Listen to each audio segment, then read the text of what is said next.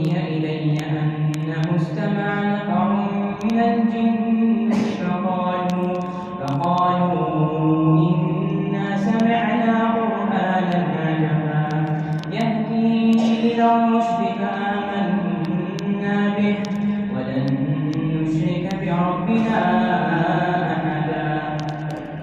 وإنه تعالى